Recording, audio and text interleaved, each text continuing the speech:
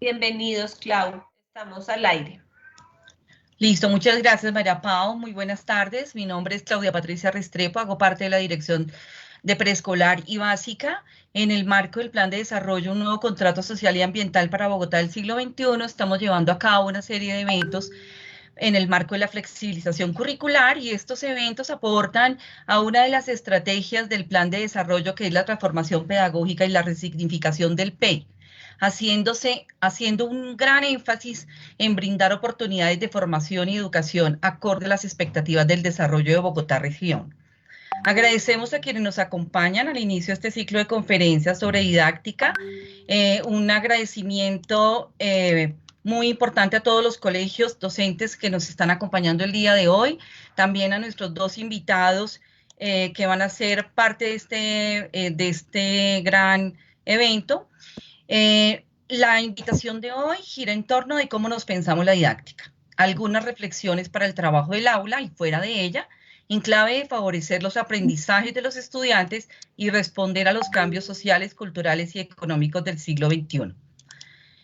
Para dar respuesta a toda esta gran cantidad de preguntas que a veces nos emergen en las instituciones educativas relacionadas con la didáctica, secuencias didácticas, mediaciones didácticas, metodologías activas, entre otras, pues tenemos acá a Andrés Klaus Runge Peña, licenciado en Educación, con un doctorado en Ciencia de la Educación de la Universidad Libre de Berlín, y nos acompaña también el profesor José Raúl Jiménez, doctor en Educación de la Universidad Pedagógica Nacional.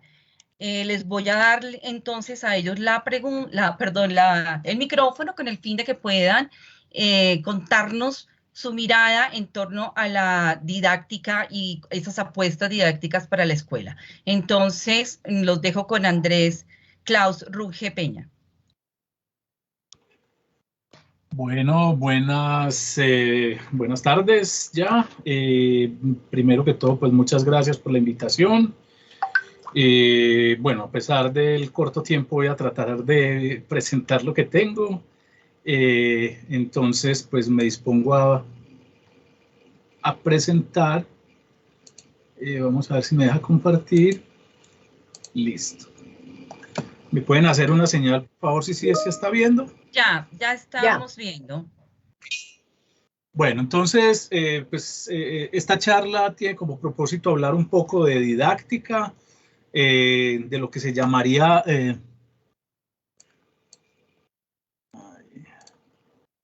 de didáctica y la investigación sobre la enseñanza, sobre todo en una perspectiva más de tipo reconstructiva, y pues el propósito en últimas es hablar en una doble perspectiva con respecto a la didáctica, que tiene que ver por un lado con la teorización, pero también con la empirización de las prácticas de enseñanza.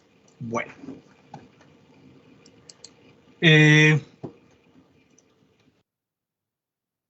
Como ven el índice, entonces, voy a ver hasta dónde alcanzo. Básicamente la propuesta es hablar en un principio del lugar de la didáctica dentro del campo profesional y disciplinar de la pedagogía. Seguidamente entrar como a tocar algunos aspectos que caracterizan a la enseñanza y su estudio, es decir, a lo que comúnmente denominamos didáctica, y pasar posteriormente pues a una idea de una analítico-interpretativa no solo de la cultura escolar en un sentido amplio, sino también en un sentido específico con respecto a la enseñanza y a las prácticas de enseñanza.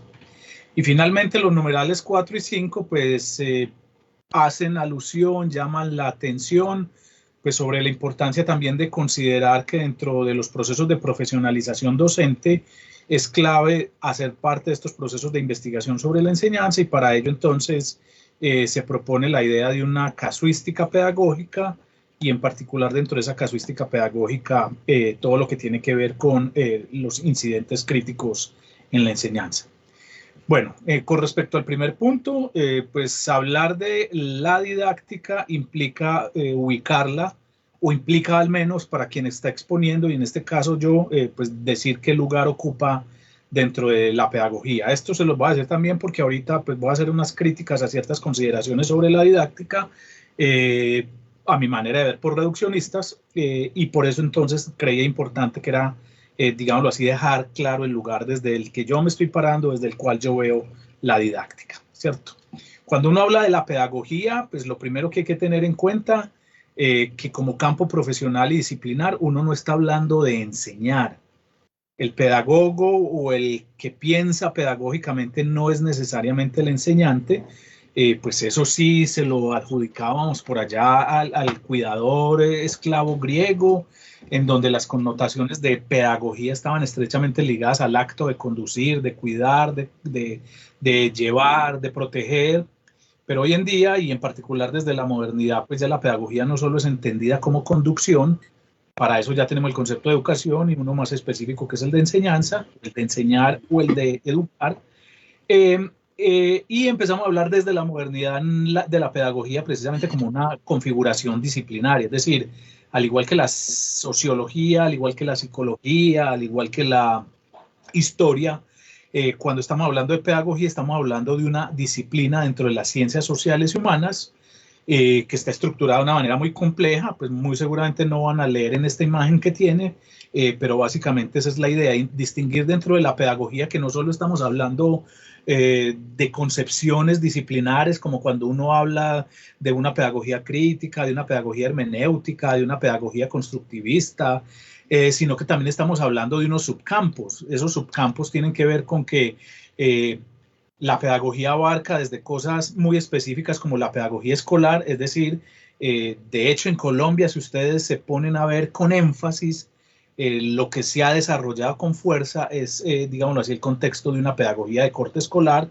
es decir, una pedagogía que tiene que ver con todas las problemáticas que suceden en el contexto educativo escolar, pero eso es pues muy limitado, porque dentro de las dinámicas sociales contemporáneas encontramos que las preguntas, las investigaciones, inclusive desde el punto de vista profesional, las intervenciones y los desempeños profesionales pues no están restringidos para los pedagogos única y exclusivamente en los contextos escolares e institucionales.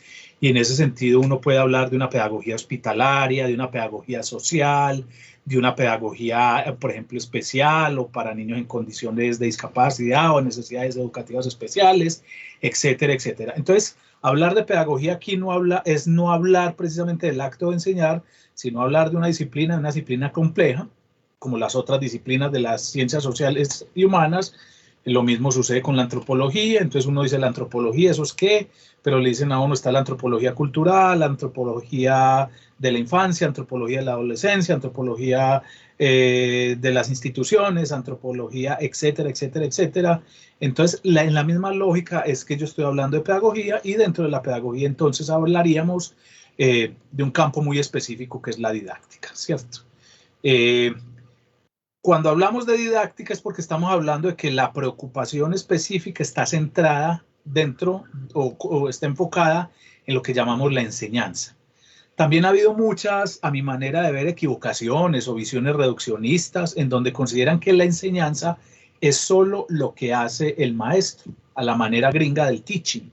Eso es un error porque también desde hace ya mucho tiempo, cuando hablamos de la enseñanza, estamos hablando en otros términos de una situación de enseñanza.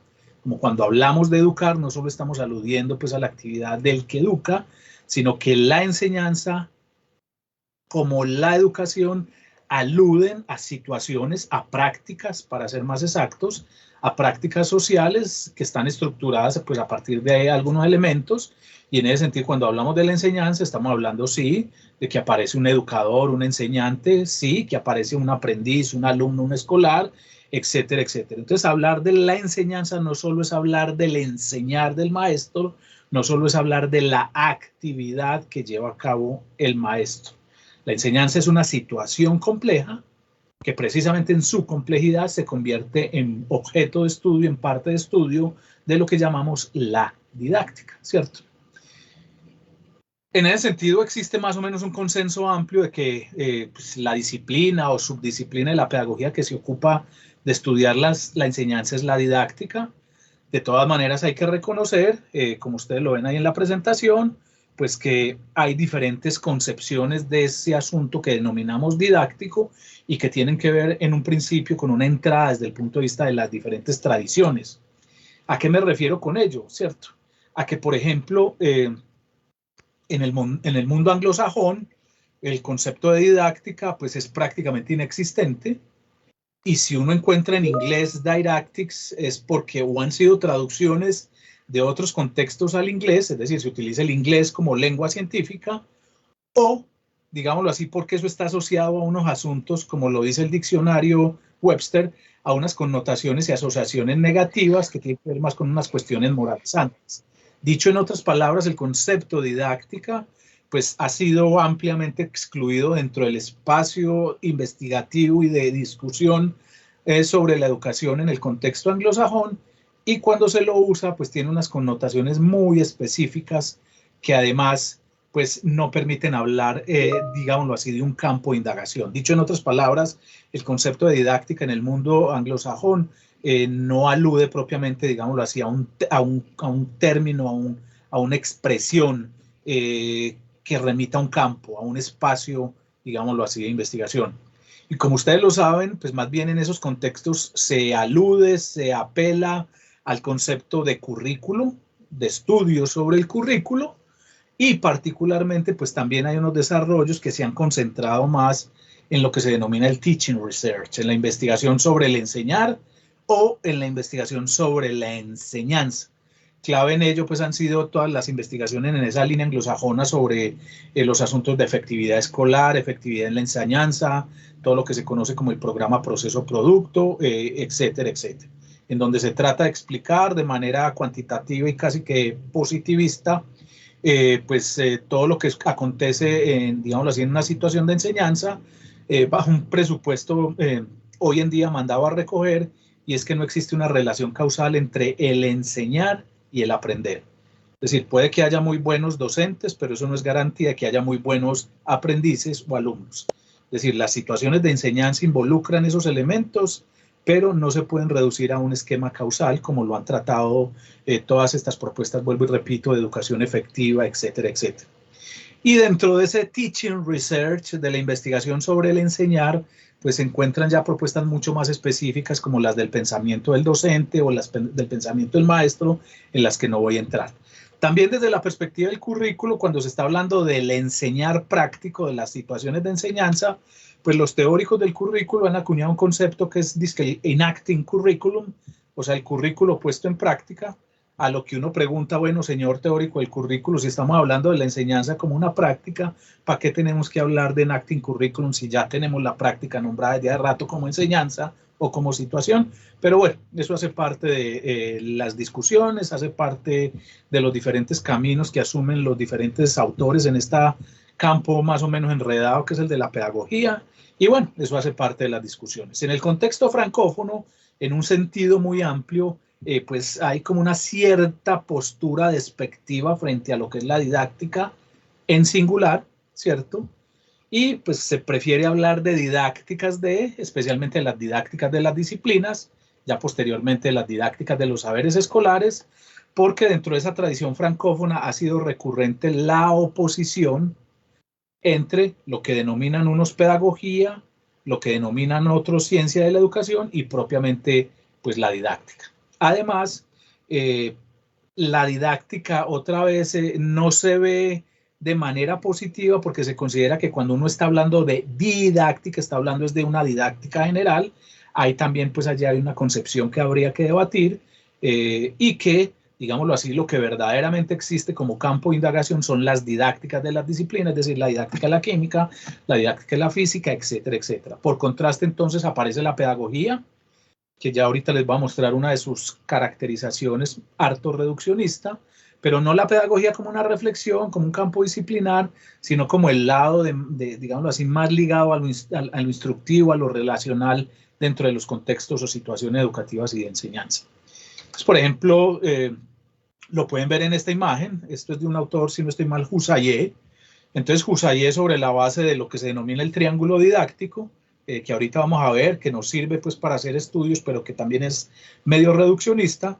Entonces salen con unos planteamientos en donde dicen, como ustedes lo están viendo ahí, que hay una relación del profesor con el conocimiento y esa es la relación didáctica. O sea, que la didáctica estaría ubicada en el lado, por decirlo así, de la transformación, reconfiguración, metodización del saber para ser enseñado, por ejemplo, en la línea de este señor Chevelar, ¿cierto? que hay otra línea que es la del alumno con el conocimiento, y entonces ahí estarían todas las teorías del aprendizaje y todo ese tipo de cosas, y que como todo eso está estructurado a partir de una relación entre dos instancias, pongámosle profesor, docente, maestro y alumno, entonces que esa relación es lo que le incumbe verdaderamente a la pedagogía, ¿cierto? De hecho, ustedes van a ver pues este tipo de concepciones también, por ejemplo, en autores como Luis Nott, ¿cierto? Si ustedes ven el trabajo de Luis Nott, que son como 500 páginas, en últimas, el señor Luis no ha salido de este esquema, y lo que denomina pedagogía, pues está más estrechamente relacionado con el asunto del dictar la clase, del establecer la relación, de ofrecer unos contenidos. Entonces, en este caso, por ejemplo, lo que ustedes están viendo ahí, pues a mi manera de ver significa una reducción, pero súper extraordinaria, porque uno no puede hablar de que la pedagogía o se ocupa o es solo la relación entre maestro y alumno, ¿cierto? Para eso hay otros conceptos como los de relación educativa o relación de enseñanza, y de nuevo en este esquema entonces lo que le compete a la pedagogía o como reflexión es solo lo que llamaríamos dentro de otro contexto el problema de las relaciones o relaciones educativas o las relaciones de enseñanza, o lo que les voy a mostrar ahorita como las formas sociales. Pero también muy reduccionista en el sentido de que se considera que la didáctica única y exclusivamente se ocupa pues del problema de la reorganización del conocimiento en términos o en aras de ser enseñado. Esto se repite, por ejemplo, ustedes en Bogotá saben muy bien que todas las propuestas de subiría de la tal pedagogía dialogante y los modelos pedagógicos están absolutamente engrampados en la, digamos así, en la situación práctica educativa, y que cuando hablan de pedagogía no están hablando propiamente de una disciplina, pues porque ellos beben además más de la psicología de la educación, otras cosas. Entonces aquí también aparecen como estas visiones, a mi manera de ver, deficitarias pues de lo pedagógico, ¿cierto? Bueno, hoy en día hay varias discusiones que plantean pues que la didáctica no se ocupa exclusivamente de lo que tiene que ver con la enseñanza escolar, que se abre a otros espacios. Esto está abierto a la discusión. Yo personalmente entiendo pues la didáctica como un campo específico, una subdisciplina dentro de la pedagogía, que se ocupa fundamentalmente de reflexionar sobre las situaciones o los procesos de enseñanza o enseñanza-aprendizaje, y que en ese sentido pues funge como un subcampo de la pedagogía, es decir, como un espacio de producción de conocimiento. En ese sentido también, cuando hablamos de didáctica, al menos cuando hablo yo de didáctica, pues no estoy precisamente diciendo que la didáctica se ocupa de los medios didácticos, que es otra visión harto expandida, a mi manera de ver, muy errada, porque cuando a uno le dice, ay, él es tan didáctico, mire, utiliza ese video bien de una manera muy buena, ay, él es tan didáctico, mire todas las herramientas que trae. Entonces, didáctico tampoco es la utilización de medios. La didáctica, vuelvo y repito, es un subcampo, una subdisciplina de la pedagogía que se ocupa de los problemas que tienen que ver con la enseñanza. En ese sentido, si hablamos de didáctica, pues habría que establecer unas uniones que aquí no me voy a detener, pero uno no puede ver la didáctica sola, la tiene que ver en el marco de una teoría curricular más amplia, una teoría escolar, es decir, la didáctica como, digámoslo así, proceso específico y como investigación específica dentro de la escuela, pues también supone de la escuela para afuera un análisis de lo que es la escuela. Si no cae uno también en unas visiones pues absolutamente instrumentales, cuando un didacta, por ejemplo un didacta no crítico, no considera que la didáctica también se da en un contexto de la escuela. Entonces una historia o una teoría de la escuela también nos dice el lugar de la didáctica. Bueno, visualizado más o menos es así. La pedagogía entonces es el concepto sombrilla. Ese concepto sombrilla entonces abarca la didáctica en un sentido amplio. Es decir, la didáctica, ya les voy a mostrar didáctica en un sentido amplio como didáctica general, pero también en un sentido restringido como didáctica de las ciencias, didáctica de la química. Es decir, el campo de la didáctica también es bastante complejo como para creer pues que se reduce solo a la enseñanza de los saberes, o que solo se puede concebir de una manera general como didáctica general, ¿cierto? Hay autores entonces que dicen que esa didáctica se puede ver, por ejemplo, en diferentes niveles, ¿cierto? En el nivel de la praxis y de la profesión, en el nivel de la teoría, es decir, de la investigación, la reflexión y la teorización, y en el nivel de la metateoría, que es lo que les voy a mostrar, ¿cierto? Cuando hablamos de didáctica, entonces, cuando hablamos de un campo que se ocupa de estudiar los fenómenos de enseñanza, las prácticas educativas de enseñanza, las situaciones de enseñanza, entonces tenemos que distinguir primero todo lo que tiene que ver con lo que sería la realización concreta de la enseñanza, ¿cierto? Es decir, las investigaciones de didáctica pueden tener, y por eso el título de la charla, pues pueden tener una entrada que es empírica, un empírico reconstructivo y analítico de las situaciones de enseñanza, que poco se ha hecho en Colombia. Aquí lo que tenemos es especuladores de la didáctica que construyen modelos y le arman modelo a todo, y esos modelos, lo saben ustedes muy bien, pues una de sus características es que como modelos tienen un carácter más ideal, y por supuesto que no se va a acomodar nunca a la realidad. Es decir, el gran problema que tenemos con estas construcciones de modelos es que los modelos son mucho más sencillos que la realidad, y entonces uno no puede embutir la realidad en un modelo porque siempre va a desbordar esa realidad del modelo. Pero bueno, esos modelos son necesarios, como ustedes lo están viendo en la imagen, en un nivel metateórico. Entonces aquí hay que distinguir, por ejemplo, unas reflexiones de la didáctica que están más concentradas en el análisis de las situaciones didácticas, que es lo que les voy a mostrar ahorita. Pero también hay unos análisis que se ubican en un nivel como intermedio, llamémoslo los análisis de las didácticas específicas, de ciertas propuestas de investigación sobre la enseñanza, y ya un nivel metateórico es donde hablaríamos de una didáctica general, que de nuevo no es la construcción de una propuesta metódica para enseñarle todo a todos. Ese es uno de los grandes errores de muchos franceses didactas al considerar que la didáctica general se ocupa de un método para enseñar todo. Eso es un error y le echan la culpa a Comenio, y si van y leen a Comenio, qué pena, se dan cuenta de que la última parte de la didáctica general está estructurada en la manera de unas didácticas específicas. El mismo Comenio dice ya desde hace muchos siglos que esa didáctica general comprende la didáctica del lenguaje, la didáctica de la filosofía, es decir, nada más errado que considerar que Comenio tenía, digámoslo así, como pretensión última desarrollar un método para enseñar de todo.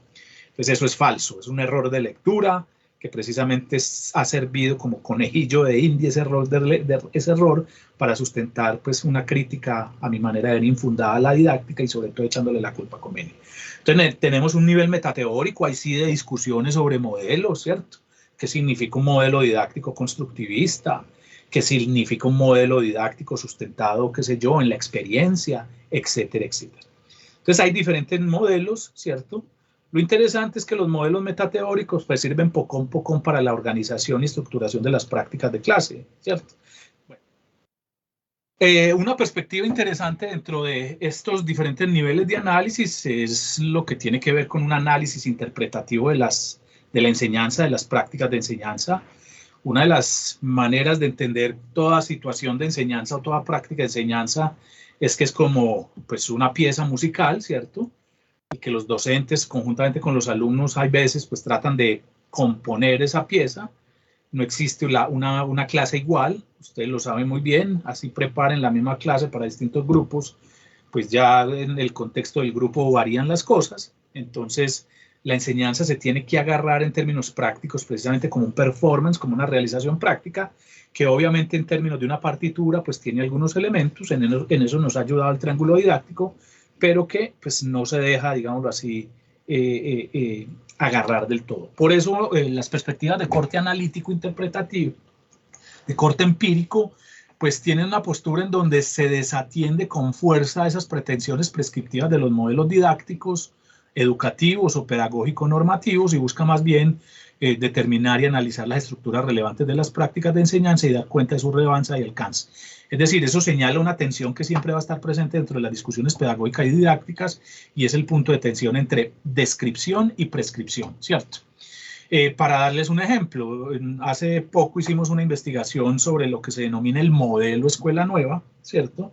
Y ustedes saben muy bien que desde el punto de vista prescriptivo y como modelo, como lo quieran llamar, pues hay una serie de prescripciones y de normativas que uno tiene que seguir. Inclusive por ahí hay un manual en donde le dicen a uno qué tiene que hacer para poder ser escuela nueva. Pero ¿de qué nos dimos cuenta? Cuando hicimos trabajo de campo, cuando hicimos análisis de las prácticas, descripción de las prácticas, pues que lo que había allí no era el modelo, sino que lo que había eran unas formas específicas de estructuración, algunas de ellas pues fuertemente basadas en las propuestas de Escuela Nueva, pero no encontramos ninguna propuesta que siguiera al pie de la letra el tal modelo, porque además es imposible, ¿cierto?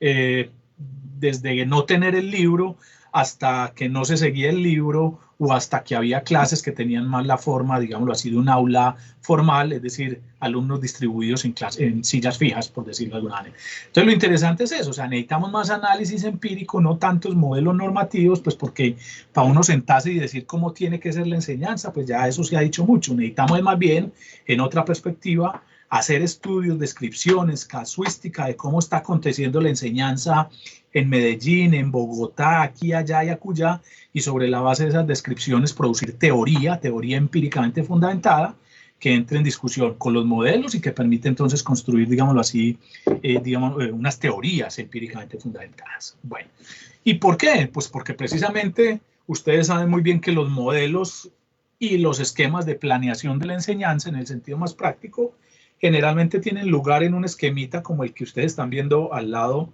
izquierdo. Pero lo que sucede realmente en una situación de enseñanza, ¿cierto?, es lo que ustedes están viendo al lado derecho.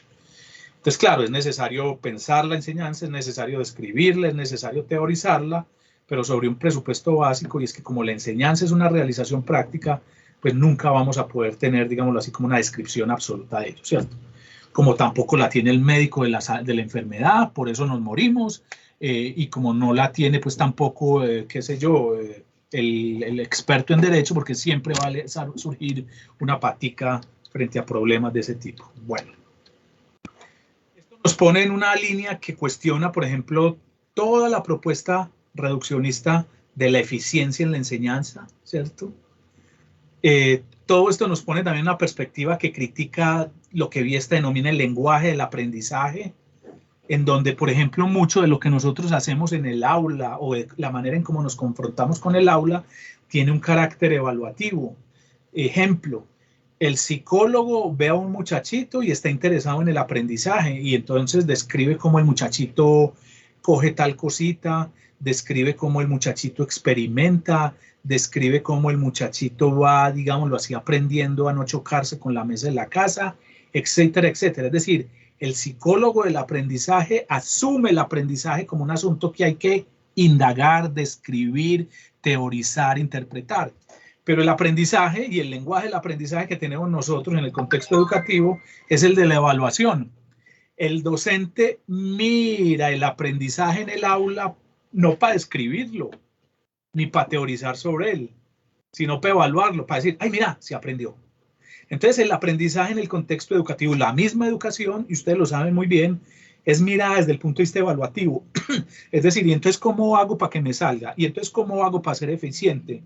Entonces, este es un problema grave que tenemos. O sea, desde una perspectiva tal, nunca vamos a poder indagar, reflexionar, pensar la educación, la enseñanza o el aprendizaje, porque nuestra actitud como docentes o como investigadores frente a ellos es una actitud de tipo evaluativa. Vuelvo y repito, uno podría decir, vea, ¿qué está pasando allá en términos de aprendizaje? Y describir eso o interpretarlo.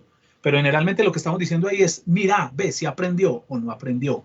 Es decir, estamos evaluando el aprendizaje, estamos evaluando todo, porque tenemos como una cosa metida en la cabeza de que si todo no es, si las cosas no son eficientes o si no muestran un alto grado de éxito, como que no sirven. Entonces, la entrada por aquí es de otro lado, una entrada más descriptiva. Obviamente, en eso nos sirve como en un nivel máximo de abstracción lo que se llama el triángulo didáctico. Me pueden hacer señas si ya me estoy pasando del tiempo, por favor. En donde pues ustedes saben muy bien que el triángulo didáctico es un modelo de abstracción que le sirve a uno para entender cosas, pero que otra vez deja muchas otras cosas por fuera. No me voy a meter mucho aquí, simplemente para señalar pues que, por ejemplo, las perspectivas centradas en el aprendizaje se centran en el muchachito aprendiendo, mientras que la perspectiva didáctica con respecto a la enseñanza pues trata de ver todos estos otros elementos que están allí en juego, los contenidos, el alumno, el maestro, el enseñante, las relaciones, etcétera, etcétera, ¿sí? Por eso también, como les decía ahorita, hay una mirada crítica a estas versiones, en donde la pedagogía queda reducida a la relación personal, en donde también entran las discusiones entre los científicos y los docentes. Bueno, un montón de problemas a los que no me voy a referir aquí, pero que nos muestran de todas maneras que quien quiera pensar la enseñanza, pues como mínimo, quien quiera hacer una canción sobre la enseñanza, quien quiera hacer una partitura sobre la enseñanza, pues tiene que tener en cuenta estos elementos. Me dicen si ya se me está acabando el tiempo, ¿no? Andrés, 5 minuticos para que Listo. vayas como cerrando y pasamos. Vale. Listo. Entonces, miren, todas estas preguntas uno las tiene que hacer si va a hacerle una partitura o si va a componer una canción de enseñanza, ¿cierto? No solo es la pregunta por los contenidos, no solo es la pregunta por las relaciones. Preguntas estas que orientan la planeación, pero también que pueden orientar la observación de la enseñanza, ¿cierto? En ese sentido, pues, obviamente, más allá del triángulo didáctico, habría una mirada mucho más compleja, que implica otros elementos, no me voy a quedar en ello, pero que además nos muestra que el problema del triángulo pedagógico o didáctico, como se plantea, tiene que reconocer que el problema no es única y exclusivamente la relación del maestro con el alumno, sino que es una relación del maestro con el alumno con miras a que ese alumno se apropie, aprenda unos contenidos. Entonces no es cualquier tipo de relación, ¿cierto? Es una relación que está estructurada sobre la idea de la formación. Y bueno, no me voy a meter mucho aquí. Eso quiere decir que el orden práctico de la enseñanza implica diferentes sujetos participantes. Entonces aquí hay una pregunta interesante. ¿Cómo se configuran esos sujetos participantes? Por ejemplo, uno de los asuntos clave en esta línea es todo lo etiquetado. Los maestros y las maestras son expertos en etiquetar. Ah, no, este es el hiperactivo, este es el bobito, este es el cansón, este es el perdedor. Entonces, ¿cómo se construyen esos sujetos? Porque eso es clave, porque a la hora de establecer yo una relación pedagógica con respecto a un saber, la manera en que estoy concibiendo yo al otro como interlocutor válido o no válido, pues también me va a llevar a que lo reconozca o no lo reconozca de esa manera. Las formas de relaciones sociales, inclusive hoy en día se están pensando las situaciones de enseñanza en lógica, digámoslo así, de la materialidad. Por ejemplo, como les decía ahorita, o sea, ¿qué me gano yo con funcionar bajo, por ejemplo, el modelo de escuela nueva, utilizando unos libros guías cuando voy y me doy cuenta de que estos niños y niñas no saben leer? Entonces hay que pensar en el tipo de artefactos que están involucrados en la enseñanza, ¿cierto? Porque los artefactos o las cosas no son tales, sino que en la medida en que están didactizados, pues adquieren unas características específicas. Un avión modelo yo lo puedo utilizar en una clase de física para explicar el vuelo, pero un avión modelo lo puedo utilizar en una clase de artes para mostrar los colores y las cosas bonitas que son. Pero también los artefactos, vuelvo y digo, presuponen un sujeto. De nuevo, para yo poder trabajar con un libro, el libro presupone que quien lo va a usar lo lee. El docente que presupone también el uso del libro es porque presupone que hay alumnos que leen. Si yo no tengo en cuenta esas consideraciones, pues simplemente utilizo un libro con personas que no saben leer, hasta ahí me llegó la clase. Bueno, diferentes medios y formas expresivas que involucran no solo el habla y los gestos, y pues mucho se habla de ir a academia de expresión, la palabra y todas estas, hable bien y con tono, pues todas estas bobadas, pero más allá de eso, la pregunta es toda la gestualidad, de cómo hay un rechazo gestual, como cuando uno le hace cara fea al muchachito hasta lo trauma, bueno, cosas de ese tipo que involucran, digamos así, el aspecto verbal, no verbal y los comportamientos corporales, las actividades, ¿cierto? Los diferentes elementos multimodales, a qué huele la escuela, ¿cierto? Las visualidades, los diferentes temas, ¿cierto? Por ejemplo, una de las cosas cruciales es cómo la escuela trabaja sobre la base de unos temas legítimos y lo que busca es sistemáticamente deslegitimar los temas con los que vienen los muchachitos a la casa, que son fundamentalmente los temas de la familia. Entonces le dicen, no, las vacas no son así, las vacas son como dice el manual, ¿cierto? No, así no es. Entonces hay un proceso permanente de deslegitimación del saber cotidiano familiar o cotidiano en aras, digámoslo así, de la estructuración de un saber, digámoslo así, escolarmente legitimado. Por supuesto, organizaciones del tiempo y el espacio y, por supuesto, también los diferentes rituales, ¿cierto? En ese sentido, uno puede hablar de unas formas sociales dentro de la didáctica, que analiza la didáctica, ya voy a acabar, unos patrones o esquemas de acción, unas formas de transcurrir o secuenciación de la enseñanza y unos procesos de seleccionamiento temático. Entonces, si vemos una situación de clase, de aula, vamos a encontrar que es un espacio material con unos elementos, artefactos, que transcurren el tiempo, y ese transcurrir en el tiempo implica fases. pero que también tiene unos patrones de acción y unas formas sociales, es decir, el tipo de relaciones que se establecen, y estos pues son elementos mínimos que permitirían entonces hacer un análisis de estas situaciones de aula, ¿cierto? Las formas sociales aluden, digámoslo así, al tipo de relaciones que regulan la enseñanza, ¿sí? Estas son formas sociales, ¿cierto? La enseñanza frontal, la enseñanza mediante el trabajo en grupo, la enseñanza en pares, la enseñanza mediante el trabajo individual. Es decir, son fundamentalmente 4 formas con sus derivaciones, pero por principio está el maestro con todos, está el maestro y están en equipos, está el maestro y los alumnos individual, y está el maestro y en parejas. De ahí no hay más, ¿cierto? Bueno. Entonces, ustedes conocen muy bien que lo que ha primado es la enseñanza frontal, ¿cierto? Con unas características, no me voy a meter aquí, pero también habría trabajo en pares y trabajo individual. Es decir, hay una configuración desde el punto de vista de las relaciones sociales de la enseñanza que hay que considerar, ¿cierto? Yo no puedo promover un trabajo colaborativo en el aula y lo que hago es organizar a los niños de manera individual y les digo además, el que acabe primero lo dejo salir. Es decir, trabajo individual, fomento la competencia, es decir, el que acabe primero sale, ¿cierto? En una clase en donde estoy trabajando es que la colaboración, eso entra en contradicción. Bueno, hay unas dimensiones interactivas que tienen que ver con cómo se estructuran las acciones. Por lo general ustedes encuentran que la forma por excelencia de estos patrones secuenciales de una clase son la pregunta del docente, respuesta del alumno, bueno, no me voy a meter mucho en esto, pero también unos procesos desde el punto de vista temporal que implican, digámoslo así, cómo se estructura el tiempo. Para darles un ejemplo, bueno, y la dimensión temática, que es muy importante, ¿cierto? O sea, yo le voy a presentar a un muchachito un lenguaje matemático, entonces, ¿qué tipo de concepción tengo yo del desarrollo cognitivo?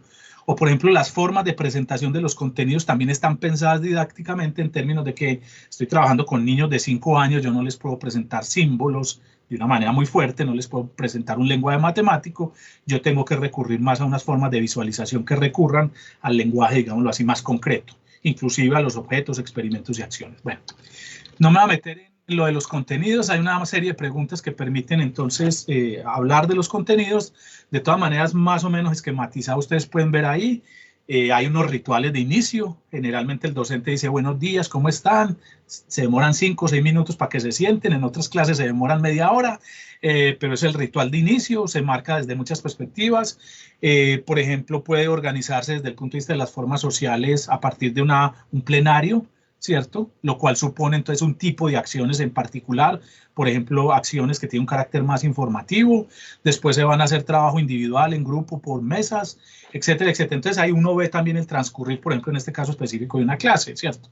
Que involucraría un montón de acciones, involucraría un desarrollo en el tiempo e involucraría también un tipo de formas sociales. Bueno, con esto les quiere decir que desde el punto de vista de formas típicas, ahí es donde encuentra uno estas denominaciones, la enseñanza diferenciada, individualizada, autoorganizada, etcétera, etcétera, y otras propuestas pues que tienen un carácter más abstracto.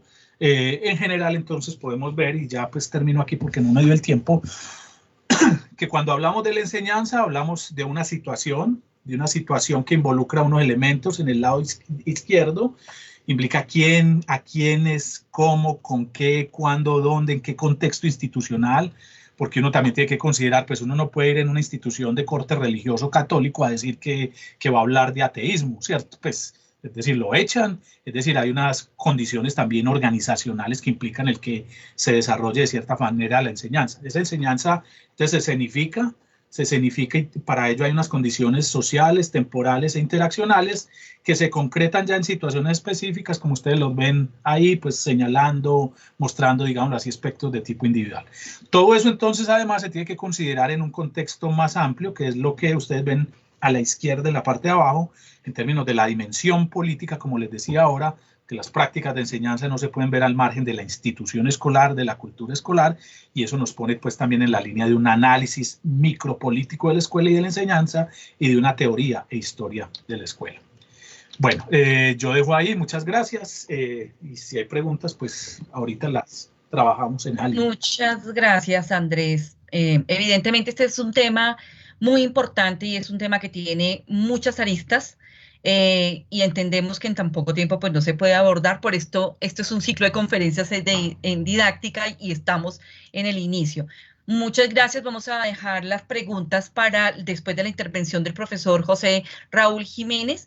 Le damos las gracias a todos los profesores que nos acompañan, todos los compañeros de la Secretaría de Educación, a todos los pares de los aliados que trabajan con nosotros día a día para el mejoramiento de la calidad de la educación en Bogotá. Gracias, José Raúl. Muy buenas tardes para todos. Nuevamente agradeciendo la invitación que nos han hecho hoy para iniciar este ciclo de conferencias y cuyos aportes pues esperamos que tengan una eco bastante importante entre los que están participando. Bien, vamos a pasar a la primera diapositiva. Yo coincido pues en gran medida con lo que acaba de proponer el profesor Andrés Claus. En varios sentidos, y el primero pues tiene que ver con la mirada, Wilma, por favor, Andrés, pasamos a la siguiente, que tiene que ver con esta mirada quizás heredera que hemos tenido históricamente de la didáctica, muy en la perspectiva, y ya lo planteó el profesor Andrés hace un momento, bastante puesta en una perspectiva digamos, en lo instrumental, ¿no? Y con instrumental me refiero a todo el impacto que ha tenido en el sistema educativo, todo el diseño que fue planeado desde los años 60, desde finales de los 60, los 70 y gran parte, pues, digamos, de los 80 y los 90, que estaba referido a la tecnología educativa. Y en ese orden de ideas, pues lo que procuró, lo que se defendió fundamentalmente fue tratar de estructurar el sistema bajo la teoría general de procesos y sistemas, muy en la lógica de Bertalanffy, donde pues hay unos inputs, hay unos procesos y hay unos outputs, y en ese sentido tratar de regularizar y estandarizar el sistema. En ese orden de ideas tiene mucho peso lo que también el profesor Andrés presentaba sobre el triángulo didáctico, ¿no? Y en esa perspectiva, pues todo se estandarizó, se promovió, se generó toda una estrategia de organización del sistema que incluso llegó a establecerse a través de los libros y los manuales de enseñanza.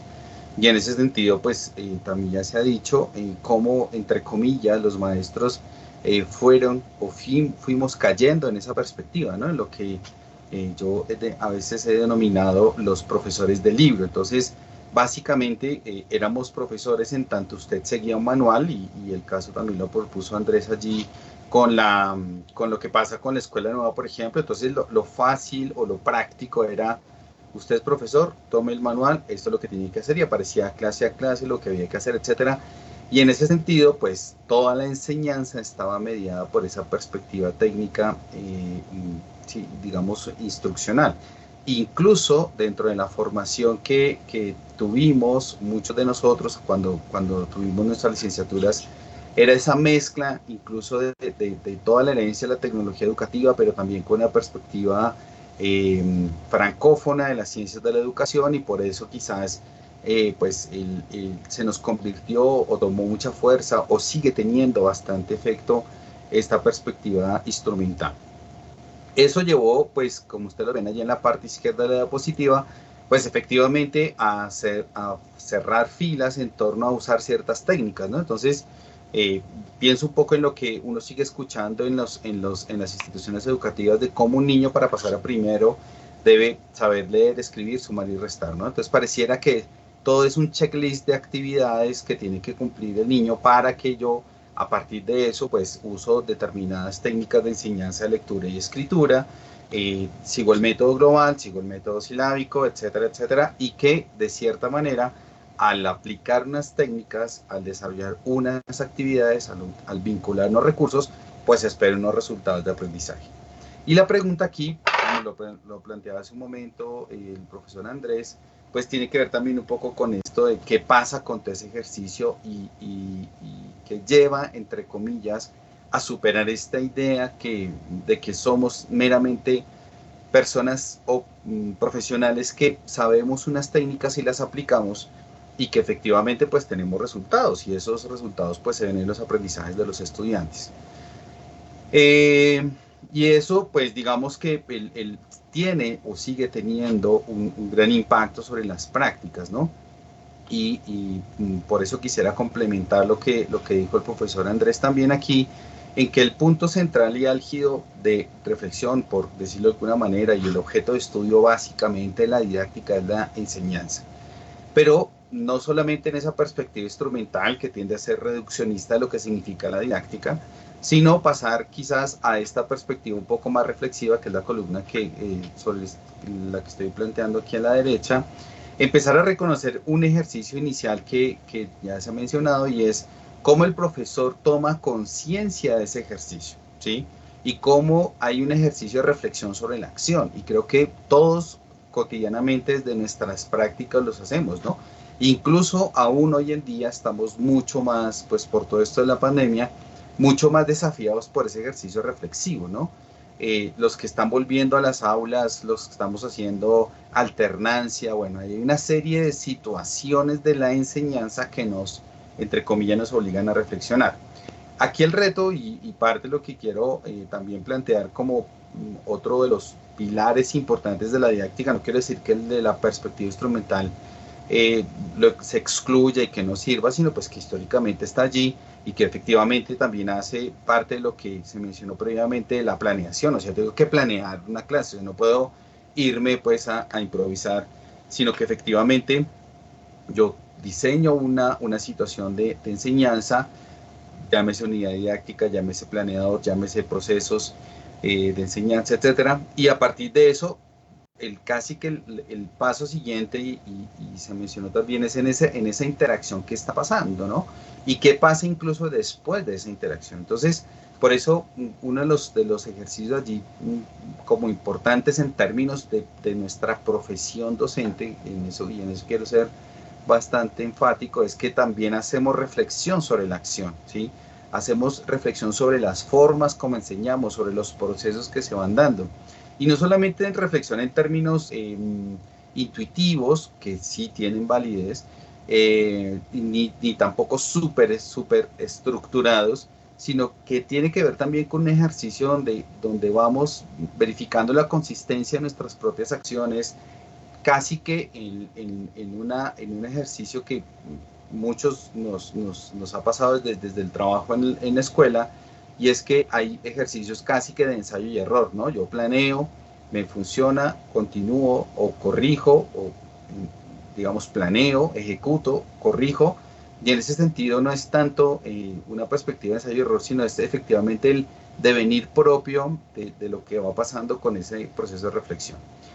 Es un proceso que también implica, y creo que también aquí parte de lo que íbamos a hablar inicialmente aquí en la invitación con Mónica y María Paula, que me parece muy importante y muy valioso este espacio, y es que creo que tenemos un reto por delante como maestros, y es que esto se vuelva un ejercicio de reflexión colectiva, ¿sí? Y creo que hay todo un reto importante en el sentido de poder trabajar juntos, de poder superar quizás esa perspectiva intimista que tiene muchas veces el aula de clase, y que efectivamente nos va aislando, entre comillas, ¿no? Quizás nosotros nos encontramos con otros compañeros en una reunión de área, en una reunión de nivel, y pues planeamos y nos organizamos, nos distribuimos tareas, pero muy poco hacemos el ejercicio de reflexionar juntos sobre lo que está funcionando bien, ¿sí? Sobre qué podemos corregir como grupo, como colectivo de profesores que está trabajando en una misma institución, con un mismo grado, con un mismo grupo, con la misma población, y en ese sentido no solamente cerrar la reflexión a producir cierto saber, sino que en ese ejercicio colectivo de poder compartir, mire, yo estoy haciendo esta guía, estoy compartiendo, esta actividad me funcionó, les puedo enseñar a mis compañeros, lo puedo construir, que es un poco también a veces ejercicios que hemos hecho con el líder que tienen mucha potencia, porque efectivamente el poder compartir y aprender unos de otros, reflexionar sobre lo que nos va pasando, genera también una construcción colectiva, o se vuelve también un potenciador de esa construcción colectiva de saber. Y un tercer elemento que quisiera compartir con ustedes, pues que en el fondo eso nos va a tener como producto la generación de un saber pedagógico que tiene una característica aquí fundamental, y es que no es un saber teórico o un ejercicio de producción de saber teórico, de saber pedagógico teórico, sino que justamente es la práctica la que lo ayuda a construir. Y es esta práctica de enseñanza desde donde se empiezan no solamente a validar ciertas teorías, sino incluso a cuestionarlas, ¿no? Y por eso viene como la perspectiva crítica que también se había mencionado. Y entender que esa perspectiva crítica nos pone de frente a situaciones como el reconocimiento de que son acciones conscientes, por ejemplo, ¿sí? Y cómo nosotros tomamos no solamente el hecho de que estamos actuando desde una perspectiva racional, buscando cumplir con ciertas metas de aprendizaje, etcétera, y efectivamente pues nuestra enseñanza apunta a eso, sino efectivamente tomar conciencia de que no se puede rutinizar nuestro trabajo, ¿no? Y en ese sentido, las mismas situaciones, o sea, no dejarnos llevar solamente por las situaciones, sino que yo planeo y en esa misma perspectiva voy desarrollando ejercicios importantes. También darse cuenta que hay toda una producción de sentido allí, donde yo puedo ir encontrando y me puedo ir dando cuenta de cómo en la medida en que yo voy generando esta concientización y esta construcción colectiva de saber, pues a eso le vamos dando un sentido, y tiene sentido para la población con quien inmediatamente nos estamos vinculando y nos estamos relacionando. Esto implica también la puesta en juego de las experiencias, de los imaginarios, de las creencias que tenemos tanto los profesores como quizás los niños e incluso la comunidad educativa que está vinculada a la institución. ¿Por qué me parece que es importante eso? Y es que cuando yo tengo que enseñar no me puedo aislar, ¿no? Y por eso ahora en la siguiente diapositiva vamos a plantear algunos elementos sobre eso.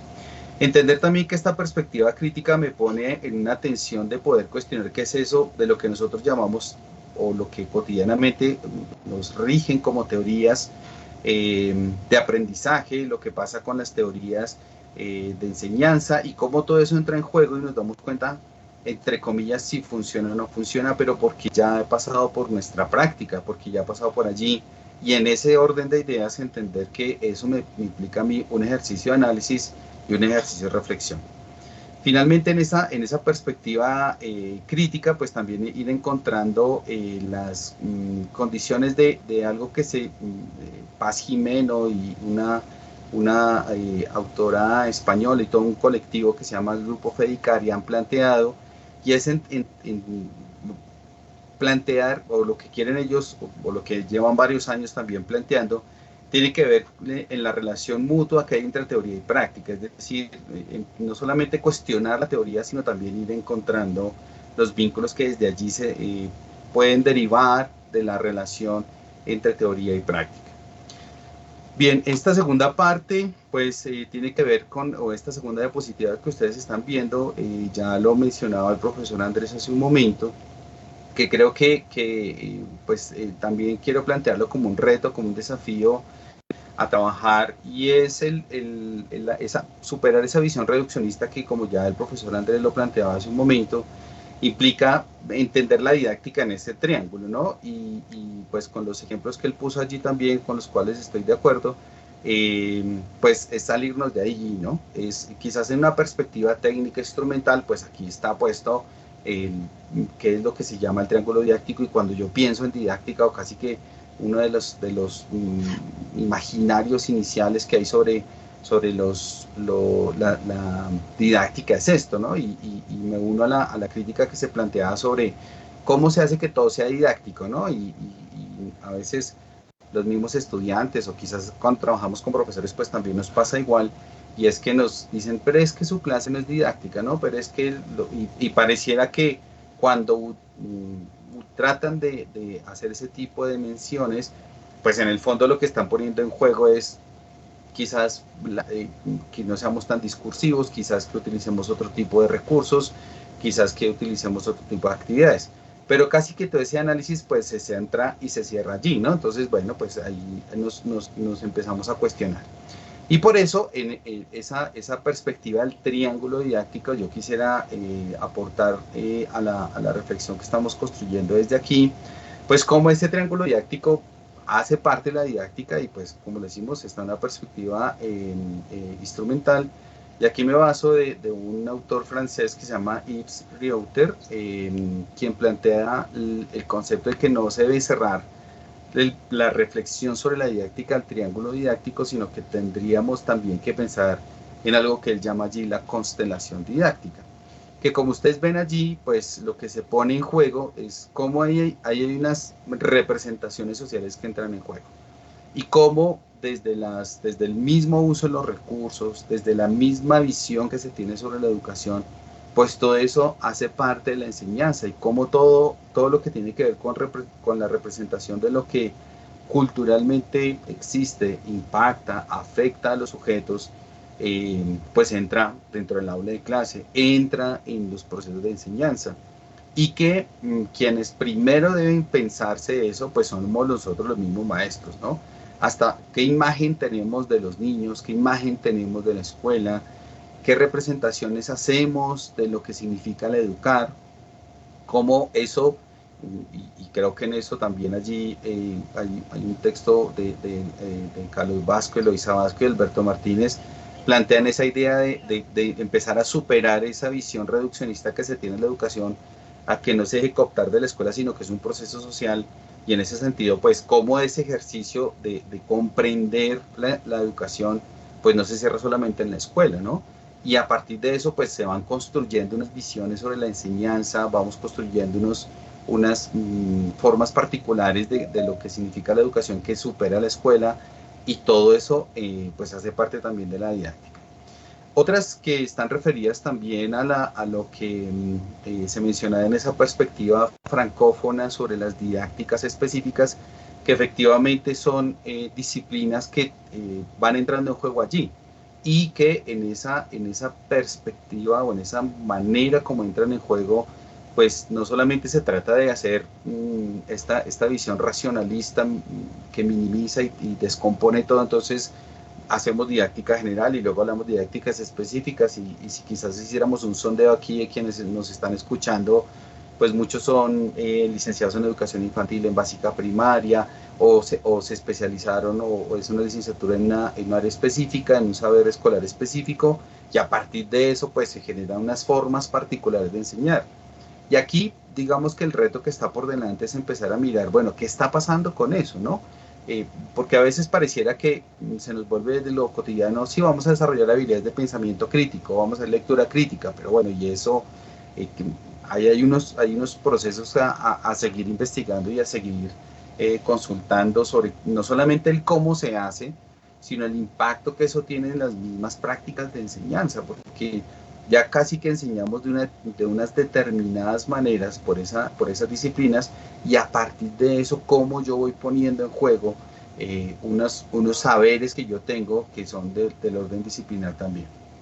La otra que entraría dentro de esa constelación, que lo ven ustedes dentro del rombito que está ahí, de esta figura, pues es efectivamente el uso de ciertos materiales, ¿no? Y quizás ahí tenemos nosotros, primero, pues unos retos en la transición de lo presencial a lo remoto, y ahora de lo remoto a lo alternado, y luego hacia lo presencial nuevamente, etcétera, donde aquí digamos que el cuestionamiento no está puesto en si uso o no uso, qué tanto los uso, sino el lugar que le doy a eso, ¿sí? Y por eso la crítica al triángulo didáctico estaba puesta en ese sentido, y es que sí, yo puedo tener un libro, pero pues la realidad me desborda el libro. Entonces, ¿qué otros recursos voy a utilizar? ¿Qué otros materiales voy a utilizar? ¿Cómo lo voy a hacer? De acuerdo a las edades, ya allí el profesor Andrés planteaba algunos ejemplos sobre la manera como a través del uso de ciertos materiales podemos poner en juego unos lenguajes, unas formas de pensamiento, etcétera, que efectivamente tengan un impacto sobre el aprendizaje de los estudiantes. Y las prácticas del lenguaje están referidas también a la manera como hay unos discursos y hay unos enunciados y hay unos conceptos propios de las disciplinas, y cómo se utilizan, cómo se manejan, cómo se cruza eso con incluso o cómo eso se da en la cotidianidad de la escuela, ¿no? Ya se mencionaba también previamente esa idea que tenemos nosotros, o esa recurrencia a veces en la oralidad de tender a etiquetar a todo, ¿no? Y entonces todo tiene nombre y todo queremos encerrarlo allí, pero pareciera que esa práctica del lenguaje, al poner etiquetas, ayuda para ciertos procesos, pero para otros no. Y ahí es donde yo creo que hay todo un ejercicio en términos didácticos de ajustar el discurso, ¿cierto? De no hacerlo tan complejo, pero tampoco tan simple, para que los estudiantes puedan también en ese sentido desarrollar procesos de aprendizaje. Y en los costados ustedes ven pues algo que también hace parte de esa constelación que plantea Reuter, y es esto del contexto social, y que para nosotros, como ya lo había mencionado, pues tiene un impacto importante porque los recursos sobre los cuales trabajamos, y aquí yo creo que viene todo ese reto súper importante junto con lo que mencionaba de las materias de enseñanza, y es que hay unas condiciones del contexto, de las familias, de los imaginarios que hay dentro de las familias, sobre lo que significa educar, que tiene un impacto real sobre nuestras formas de enseñanza, sobre la escuela. Y pareciera una verdad de perogrullo, pero insisto en lo que mencionaba hace un momento, y es que hay un reto por delante, y es tratar de dejar esa perspectiva intimista del aula, de ese cerrar el aula y solamente lo que pasa aquí. Nos aislamos del mundo, nos aislamos del entorno, porque efectivamente los estudiantes vienen con esas situaciones, con unas cargas afectivas, con unos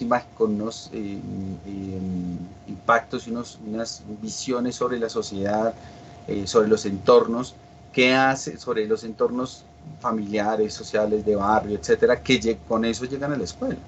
Y yo tengo que allí como maestro darle un lugar a eso, y no solamente ignorarlo, sino pues efectivamente entrar en diálogo, y a partir de eso pues construir otro tipo de enseñanza.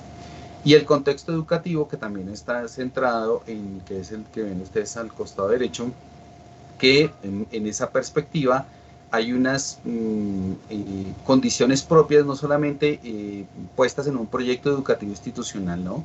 Y ya lo mencionaba también el profesor Andrés, cómo debe haber un vínculo de la didáctica con una teoría curricular, con una perspectiva que se tiene dentro del PEI, y yo creo que en eso hay, insisto, retos por trabajar, desafíos por realizar, porque pareciera que, y lo digo por la experiencia que a veces hemos tenido acompañando practicantes, donde uno pide dónde está el PEI, y pues el PEI fue un documento que se entregó en 1996 por primera vez, y hay colegios que nunca más lo tocaron, y por más de que desarrollen su guía 34 y hagan evaluación institucional, pareciera que hay cosas que no cambian, y venga, es que los contextos han cambiado, las perspectivas han cambiado, hay muchos escenarios que han cambiado de los mismos sujetos, pues los PEI tendrían que estarse actualizando, pero el actualizarse no es todos coger una plantilla y empezar a cumplir usted de este, ¿no? Y hacer un checklist,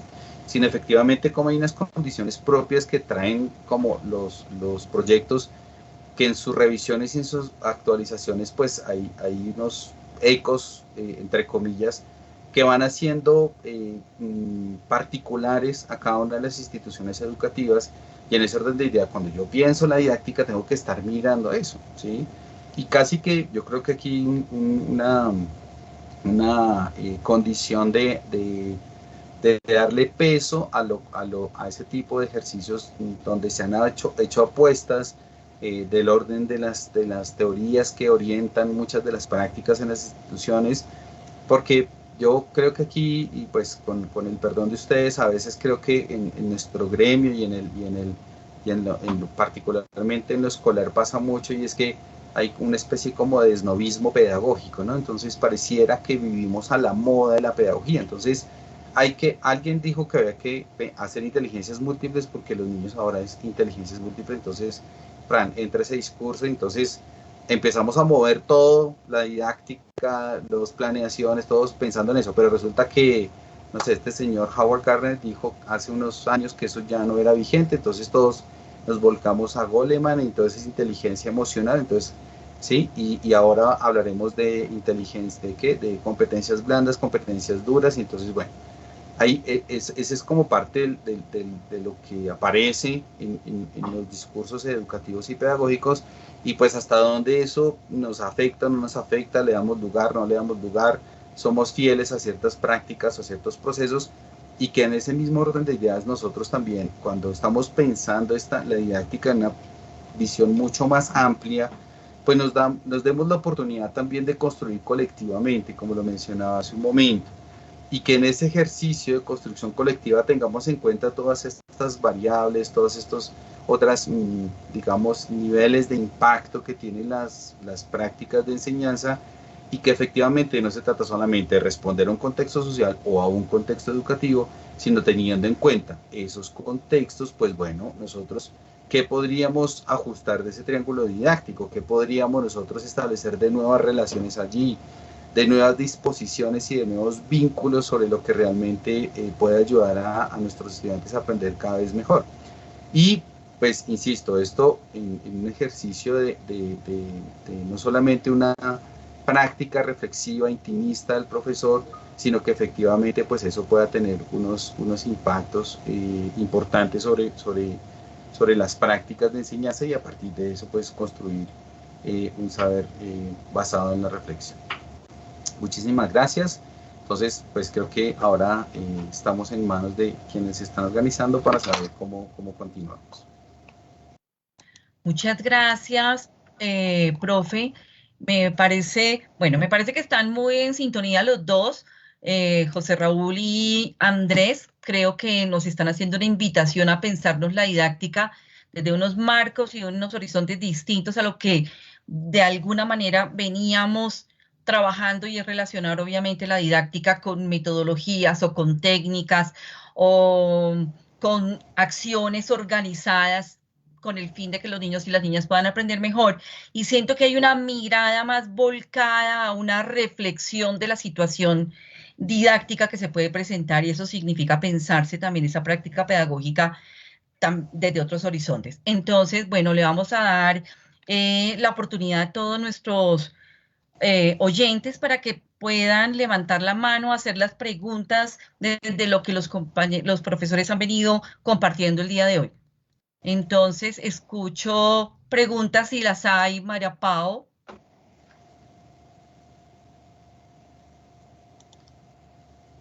Y si no, pues mientras que los participantes hacen preguntas, me gustaría leer algunas reflexiones de unos participantes. Algunos plantean que visibilizar los agentes participantes nos pone como reto potenciar las habilidades que se tienen como anclaje de las que faltan.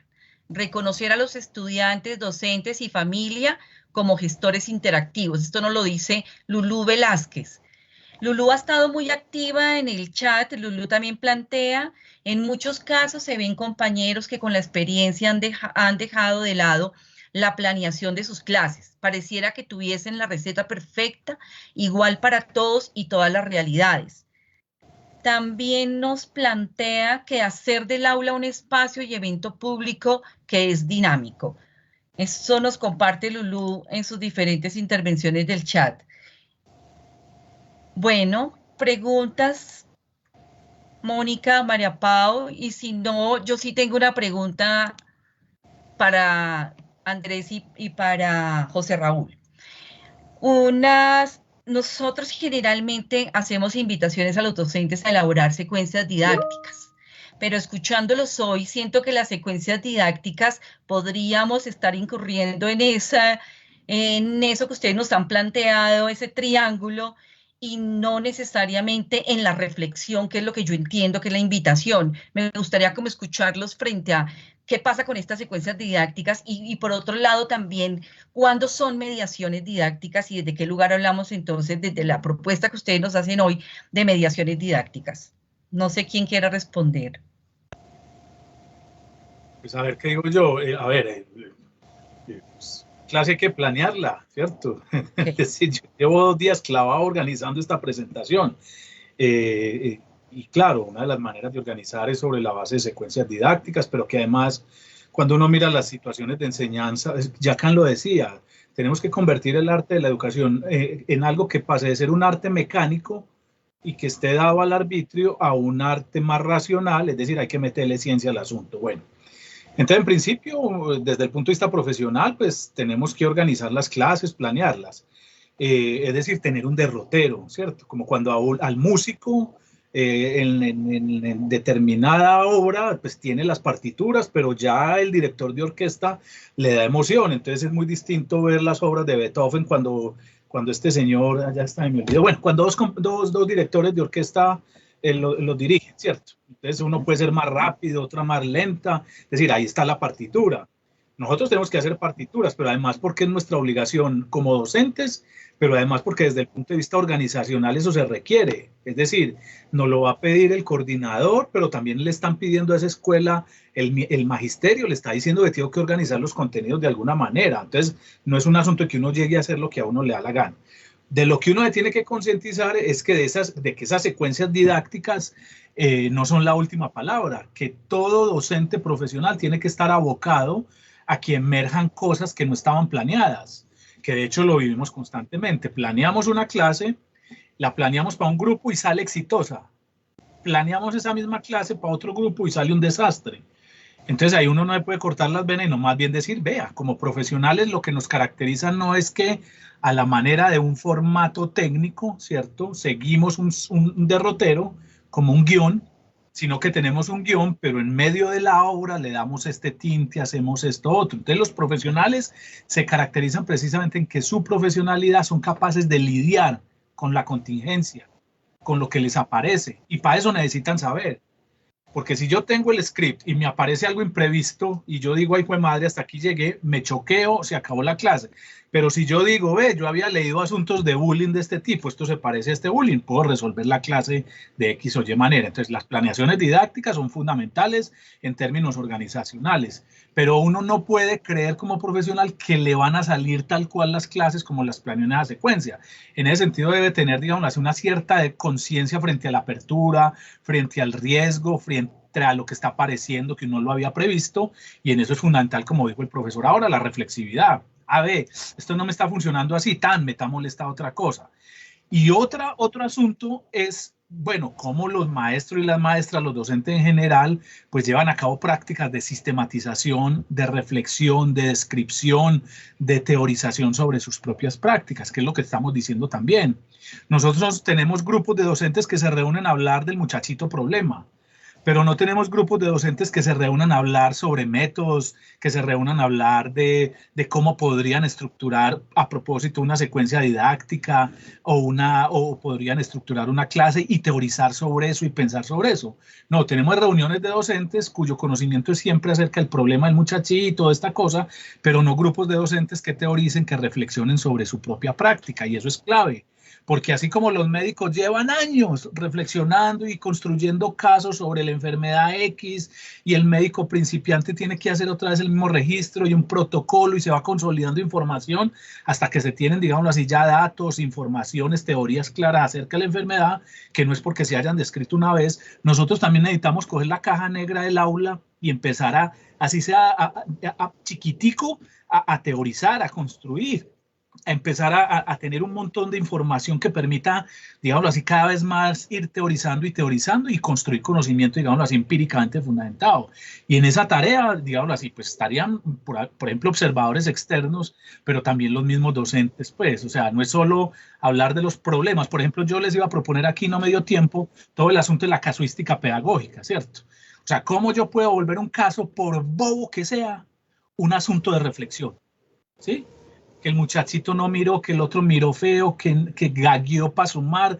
Bueno, ¿cómo puedo coger yo ese caso que es raro, que considero yo raro, y lo vuelvo un tema? Y ya voy y busco bibliografía, y analizo, y veo estudios, y puedo sobre una cosa muy nimia llegar, digámoslo así, a un ejercicio de teorización. Y eso serviría para mi práctica, por supuesto, pero también estaría en la condición yo de producir conocimiento a propósito. Y termino con esto, qué pena. O sea, un maestro puede tener 30 años de experiencia, pero eso no lo hace más ilustrado. Como cuando uno dice, yo llevo 30 años montando en bicicleta, pero no me pregunten en términos técnicos qué es el equilibrio. O sea, para yo poder hablar del equilibrio tengo que teorizar. ¿sí? Entonces un maestro de 20 años de experiencia, pero que no ha escrito nada, no sirve para nada. Es decir, se queda él solo con su experiencia. Lo que necesitamos es verbalizar esa experiencia, construirla como conocimiento, ¿sí? Buena idea. Muchas gracias, Andrés. No sé si José Raúl quiera aportar. Bueno, yo quisiera como en este hilo discursivo, ese último ejemplo de Andrés, que digamos yo también lo comparto y le agregaría que hay profesores que tienen 20 años de experiencia y hay otros que tienen uno repetido 19 veces. ¿Y por qué pasa eso? Pues iba a decir. Porque se vuelve quizás esa perspectiva técnica, y la unidad didáctica siempre así, o sea, matemáticas y álgebra y todo esto se enseña así, y toda la vida se ha enseñado así, pero venga, y realmente con todos los grupos funciona. No con todos los grupos funciona, y bueno, ya Andrés lo ha dicho. Yo insisto en otro concepto que también ahí en este hilo discursivo también cita Andrés, así lo pasó por encima, que me parece muy complejo, y es que la gente cree, digamos los que están fuera de nuestro escenario, de nuestro ámbito educativo, que el aula de clase o la enseñanza es como una caja negra que se plantea en ingeniería, que se llama la caja negrización, ¿no? Y es que entra una serie de cosas, pasa algo allá en el aula y sale algo, ¿no? ¿Qué pasó? No sabemos, azar, no, aquí no podemos dejar. Yo creo que hay un gran componente, digamos, de lo cotidiano que hace que yo planeo, y pues efectivamente tenemos que hacer unidades didácticas, y bueno, totalmente de acuerdo con lo que plantea Andrés, pero pues la misma dinámica de las aulas, del horario, de los grupos, de los muchachos, de las edades, hace que todo eso sea diferente, ¿no? Y a mí particularmente eso me apasiona mucho la educación, o sea que todo, ahí estamos efectivamente expuestos a que algo me funcione, y uno al final dice me funcionó, pero algo al final dice no me funcionó, y bueno, vendrá otra oportunidad, ¿no? Y en ese orden de ideas creo que hay unos estudios también interesantes que están por hacerse. Yo creo que aquí en Colombia, no sé si Andrés está de acuerdo, y es que tiene que ver con la teoría de la toma de decisiones. ¿Cuántas decisiones nosotros tenemos que tomar? Que es sobre la práctica. O sea, gran parte de lo que han estudiado, si es el burnout de los maestros, es porque no logran, entre comillas, catalizar todas las decisiones que toca estar tomando. O sea, que llegó un niño que no habló, que este se me paró, que este dice tengo hambre, y yo, como todo eso, o lo oriento, tengo que estar todo el tiempo tomando decisiones, y eso es lo que a veces parece que no logramos dimensionar cuando estoy con la secuencia didáctica. Entonces, porque me toca el paso a paso, y si yo me cierro al paso a paso, pues me estreso, no me funciona. No, yo tengo que tomar decisión. Tenía un trabajo para 20 minutos, pero me demoró 40, entonces eso me implica otra clase más, ajustar, medir, cerrar, incluso en el esquema que ponía allí Andrés en una de las diapositivas, que sea fase de cierre, ¿no? Yo cuando acompaño prácticas a los estudiantes, cierre la clase, por Dios, o sea, que no lo coja el timbre, la hora, el niño diciendo tengo hambre para cerrar la clase, o sea, tengo que diseñar la clase, tengo que planearla, y eso hace parte pues de nuestra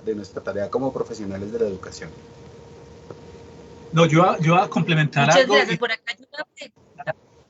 No, un complemento muy cortico, que de hecho la idea del profesional es, en últimas, un profesional es un tomador de decisiones. O sea, lo que hace a un profesional es tomar decisiones. El médico dice, pongámosle esta inyección y no esta porque de pronto tal cosa. El docente también, como tomador de decisiones, de decir, regaño a este muchachito más bien después.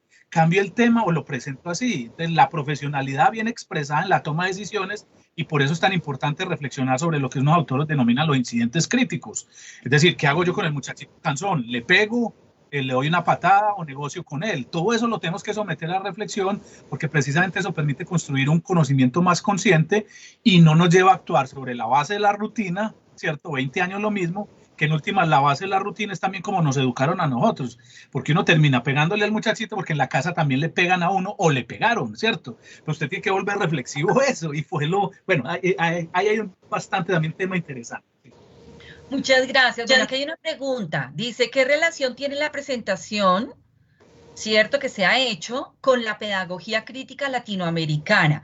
Y hay María Paula y William, hay un profesor, un participante, Joaquín David, que levantó la mano, también tiene una pregunta. Mientras que le dan ustedes el micrófono a él, vamos a darle vía a la respuesta de la pregunta.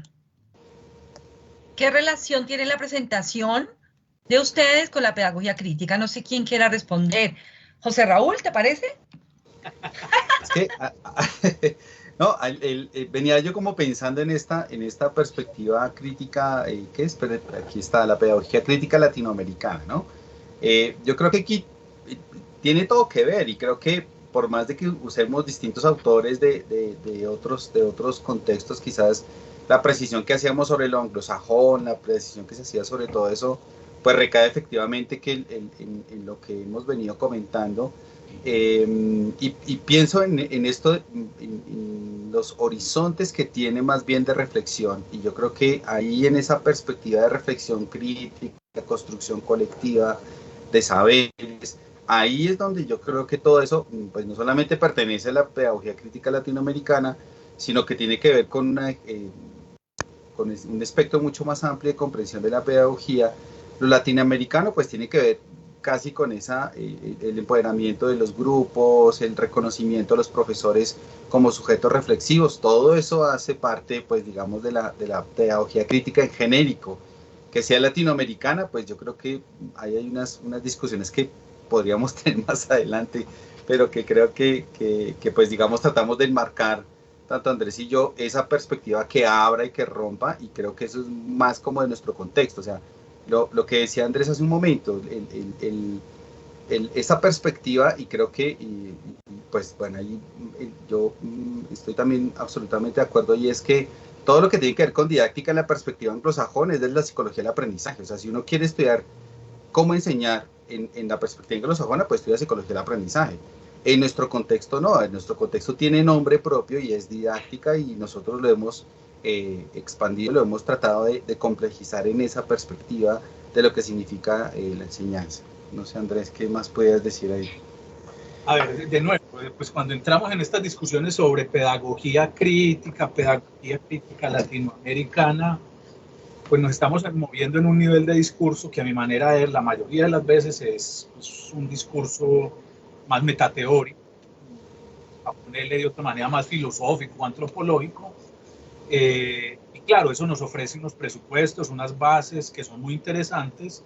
Si usted me pregunta qué tiene que ver con esto, pues yo le diría más bien, la pregunta es cómo desarrollamos una didáctica crítica latinoamericana. Porque si se pone a ver usted todos estos autores, aquí hay varios, ¿cierto?, que hablan de pedagogía crítica, pues dicen que el aula tiene que ayudar a emancipar, que los sujetos no pueden ser considerados como objetos, pero de ahí no pasan, ¿cierto? Entonces, ¿qué significa dar el paso a meterse en la caja negra y hacer efectivamente análisis empírico de las situaciones de enseñanza en Bogotá, en Medellín, en los barrios periféricos, teorizar sobre eso para poder hablar de una suerte de didáctica pues, crítica y latinoamericana? Entonces, yo creo que ese paso nos falta, porque todos estamos pegados hoy en día ya de todo es de colonial. Y claro, es muy interesante el discurso, pero a mí Dussel no me sirve para pensar en lo que pasa en una clase. A mí no me sirve Miñolo para pensar lo que pasa en una clase. Catherine Walsh sí habla de colonialidad y todo, pero también se queda como en un discurso de nivel micro a macro, hablando de la necesidad de reconocer los saberes otros, de todas esas cosas. Pero ¿cómo sucede eso en una práctica cotidiana?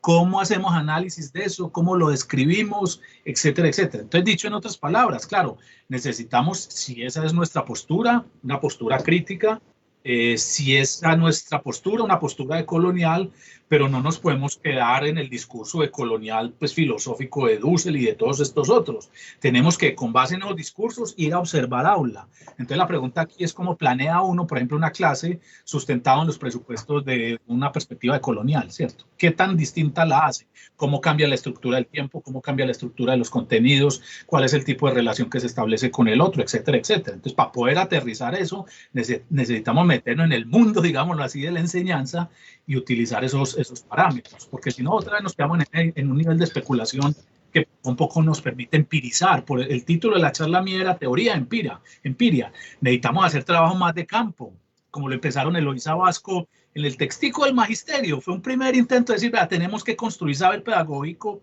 sobre la base de cómo estamos observando las clases. Entonces, sumado a eso, hoy en día necesitamos hacer eso, ¿sí? Y bueno, métale los referentes, los presupuestos críticos de coloniales como quiera, y muy seguramente va a haber otras cosas interesantes. Pero es pasar ya, ¿cierto? Bueno, ahí ve. Gracias. Bueno, le damos la palabra a Joaquín David Acevedo, que tiene una pregunta. Buenas tardes a todos y a todas. Muchas gracias, Claudia. Tengo dos preguntas, una relacionada con lo que acaba de decir el profesor Andrés. ¿Cómo darle el espacio a lo pedagógico y a la didáctica? Porque yo siento que muchos de los discursos, justamente lo que hablaba ahorita, están atravesados por filosofía, por antropología, por psicología, y se ha tendido a darle un aspecto muy psicologicista a lo pedagógico. Entonces, ¿cómo darle ese espacio allí a la pedagogía? Incluso porque a veces muchos de estos otros profesionales pues también asumen roles dentro de lo pedagógico, y creo que allí es donde empieza a ocurrir eso. Bueno, eso por un lado. Y lo otro, que siento que los dos lo han tratado, es cómo pasamos de el docente operador del currículo al docente investigador de sus prácticas, porque es una cosa que se hace recurrente, que uno dice es importante que esto pasa, que reflexiones, pero en la realidad, cuando uno va al aula, cuando uno está en el ejercicio, pues se vuelve justamente lo que ustedes decían. Tratemos el asunto de este niño que tiene ciertos problemas en su familia, que tiene cierta situación en su hogar, y como que se va mucho tiempo en esas situaciones que de alguna forma también se tienen que atender, pero que lo que hacen es que uno o se vuelva operador de contenidos, o bueno, ustedes ya lo decían. Son como esas dos preguntas. Muchas gracias.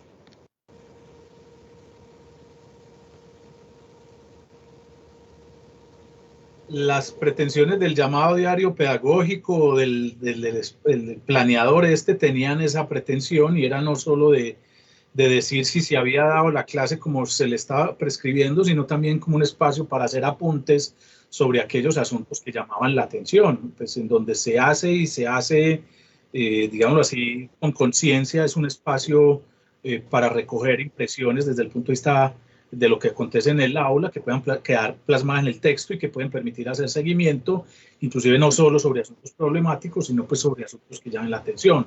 Seguidamente, pues, el grupo de docentes, o sea, los equipos de docentes en la institución educativa, se les debe abrir un espacio. Yo entiendo muy bien que desde la lógica formal de la institución y desde la lógica formal, digámoslo así, del sistema educativo, eso se considera pérdida de tiempo, o no hay un espacio en términos de tiempo y también el espacio para que los docentes pues, puedan reunirse y pensar. Entonces estamos frente, digámoslo así, a aspectos también de tipo estructurales. Por eso les decía que uno no solo puede pensar en la didáctica en términos de allá, sino que también tiene que considerar aspectos de una teoría de la escuela y una teoría del sistema educativo, porque el problema no es solo decir que los maestros le tienen que volver investigadores, es las condiciones también estructurales, materiales para ello. Y sabemos que a los docentes no les dan espacio para investigar, y los docentes siempre están en una presión con respecto al tiempo. Entonces no se pueden dar el lujo, el tiempo de investigar. Entonces eso es estructural a este sistema. De pronto en otras latitudes no lo hay, pero entonces sería otra idea. Equipos de docentes, un trabajo de reconstrucción más, como lo digo yo, de casuística pedagógica. Venga, vamos a trabajar individual y en equipo estos asuntos. Vamos a hacer unas redes de presentación de esos casos, a ver cómo resolvieron allá este asunto y cómo lo estamos resolviendo yo, cómo nos ayuda. Bueno, también lo dijo el profesor, en términos de una reflexión y reconstrucción de esos saberes, que no se queden solo en la cabeza del bueno o de la experiencia, sino que se verbalicen y circulen, digámoslo así, como un conocimiento ya más tematizado y teorizado que pueda, digámoslo así, servirle a otros. Nosotros no tenemos bancos de casuística pedagógica. ¿Sí? Yo conozco en Alemania que armaron un banco de casuística pedagógica en donde, no sé, al momento tienen, no sé si son 15.000 casos. Y entonces esos casos los ponen a consultar no solo a los docentes nobles, sino a los estudiantes de la universidad. Ah, usted está trabajando este tema, vaya, consulte que allá usted bullying lo puede encontrar, y puede encontrar 1.000 casos de descripción de situaciones de bullying. Es decir, ya tiene una fuente de información impresionante, porque de casito en casito, de fotico en fotico, pues ya hay un acumulado que le permite a uno, sobre la base de esos datos empíricos, pues decir alguna cosa, teorizar alguna cosa. Para nosotros, otra vez, como lo dice José Raúl, para nosotros el aula es una caja negra. Sabemos que entramos, sabemos que salimos, pero nadie sistematiza lo que pasa allá, ¿cierto? Nadie teoriza lo que pasa allá. Lo teorizamos desde afuera, claro, desde la pedagogía crítica, desde todas estas cosas, pero no nos hemos metido allá digamos así, a hacer otra vez descripción o teoría fundamentada o lo que sea, y estamos en mora de eso, ¿cierto? Yo creo que hay todo un reto allí en también ir desde la práctica, ir criticando las teorías, ¿no? Yo creo que una de los grandes, digamos, críticas que yo hago al sistema educativo nuestro es cómo, no sé, distintos discursos educativos de otros escenarios o incluso discursos sobre el aprendizaje se han atravesado y todo lo vemos desde allí. Entonces todo lo psicologizamos ahora. Entonces están los niños que tienen, no sé, síndrome y el de la hiperactividad y no sé, y todo tenemos a etiquetarlo con otras categorías, ¿no? Con categorías que vienen desde otras disciplinas que no son necesariamente la educación. Y por eso la pregunta sobre cómo salir o cómo hacernos realmente un espacio para lo didáctico es justamente eso, es ¿cuántos maestros, cuántos compañeros nosotros que somos un poco mayores tuvimos al compañero Canzón? Pero ese compañero Canzón, la profesora desde su experiencia lo manejaba en el aula, no lo mandaba al psicólogo, no se lo remitía al orientador y nunca tampoco teníamos la categoría de es que ese es el compañero con síndrome de déficit de atención. O traiga la Ritalina y por favor désela para que esté en clase tranquilo porque queremos es niños tranquilos, ¿no? Y ahí está todo el cuento de Frankenstein, educador allí con Meriu, planteando pues que lo normal es que haya resistencia, lo normal que pasa en el aula de clases es que los niños se resistan a dejarse enseñar, y yo creo que hay todo un ejercicio desde lo pedagógico que uno puede construir y reflexionar sobre qué pasa con eso, o sea, más allá de si uno quitar esos etiquetas de la psicología, esas etiquetas, miremos realmente, no sé cuántas cosas son de cuestión de afecto, y muchas veces el maestro es no me toque, no me acerque, no me cuente, incluso a veces para escuchar a un estudiante, no me cuente porque me meto en un problema legal, o sea, no me cuente que en su casa lo están golpeando porque yo me meto en un problema legal. Entonces, claro, hay una serie de discursos jurídicos, psicológicos, etcétera, que hacen que uno como que se quede en una burbujita y no logre trascender. Y esa misma crítica, pues también dentro del sistema, o sea, si uno mira el documento 10 del ministerio, que es, para mí particularmente es una defecio, porque habla de que los bebés cuando balbucean y lloran es una competencia que desarrollan, ¿no? Y cuando uno lee eso y uno dice, por Dios, o sea, esto, y usted mira, o lo que mencionábamos ahora de, bueno, yo voy a mirar esto de competencias desde donde se habla, quién habla. Y uno ve en todo el discurso internacional, el discurso educativo, es competencias para el trabajo y para la educación superior. O sea, allá se habla de competencias. Aquí, ¿qué tenemos que hacer? Desarrollo de habilidades, de conocimiento, de actitud, etcétera. Bueno, o lo que ustedes quieran, pero no son competencias. Y aquí nos creemos, y por eso hay la crítica de volverse operador del currículo, es justamente eso, ¿no? Y es que hay que trabajar por competencias, es que hay que al niño desarrollarle competencias, o sea, donde nosotros también como profesionales planteamos una distancia frente a eso, ¿sí?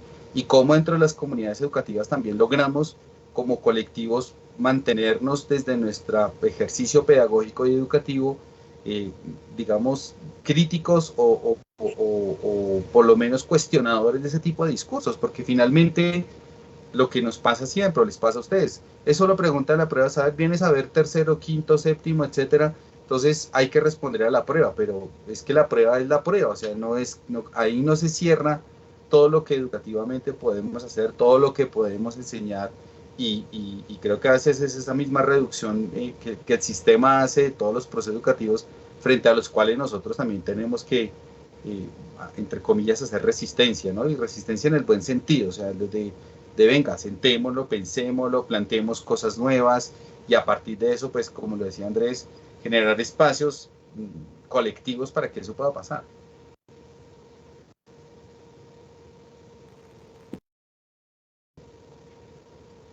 Tienes el micrófono cerrado, Clau. Ya, la costumbre. Les daba las gracias a José Raúl y al profesor Andrés. Muchas gracias por haber estado acá. Sabemos, insisto, que el tiempo es muy corto, pero era muy importante abrir este ciclo de conferencias para reflexionar sobre las didácticas, ¿cierto? Y sobre la didáctica en términos de que logremos ir como fortaleciendo esta mirada reflexiva que ustedes hoy nos han pedido que tengamos frente al quehacer pedagógico. Desafortunadamente se nos acaba obviamente el tiempo, entonces quedan algunas preguntas por ahí sueltas, pero le voy a pedir a todos los participantes que nos sigan acompañando. Vienen 3 conferencias más, una está más en la línea de pensarse la didáctica en el lenguaje, otra está en la línea de pensarse la didáctica desde las matemáticas y la tercera estaría en la didáctica de las ciencias. Entonces me parece que aquí no se acaba esta conversación, aquí es un abrebocas, que era lo que queríamos nosotros, es pensarnos, ¿cierto?, de manera distinta, es tener esa oportunidad de ser reflexivos, esa oportunidad de ir también indagando otras maneras de entender y comprender lo que hacemos en el aula, planear secuencias didácticas, mediaciones pedagógicas, flexibilización curricular, entre otras cosas. Esto no agota, obviamente, estas miradas, no agota estas preguntas que podamos tener y que circulan, pero es un inicio. Entonces, de verdad que muchas gracias, José Raúl, muchas gracias, Andrés. No sé si ustedes quieran despedirse también. No, agradecer la invitación por el espacio. Yo creo que es importante esta apertura al diálogo, a ver distintas posturas y que efectivamente, pues ojalá en sus escenarios educativos y sus instituciones, pues también puedan seguir construyendo muchos más reflexiones en torno a esto. Gracias. Bueno, no, también del mismo modo, pues muchas gracias por la invitación y muchas gracias por la atención. Y sí, de igual manera, esto es un espacio abierto a discusiones, siempre habrá diferentes perspectivas. Lo importante pues es que lo asuma uno en la lógica de tener unos conocimientos más complejos del mundo y en este caso específico de las situaciones de enseñanza. Mientras más complejo el conocimiento que uno maneje, mientras más complejo el horizonte de sentido que uno maneje, uno podría eventualmente también decir que tiene más opciones, mayor número de opciones para toma de decisiones. En ese sentido, un docente ilustrado a la manera vieja, un docente con conocimientos amplios, muy seguramente va a ser un buen tomador de decisiones. Y ese es el llamado, y eso nos lo ofrece la reflexión didáctica, a sus perspectivas. Y bueno, es un para que sigamos con la discusión. Muchas gracias. No, muchas gracias a ustedes, muchas gracias a todos los profesores, profesoras, docentes directivos que nos han acompañado el día de hoy. Muchas gracias a nuestros compañeros aliados, a nuestros compañeros PAP, que también sé que están presentes acá.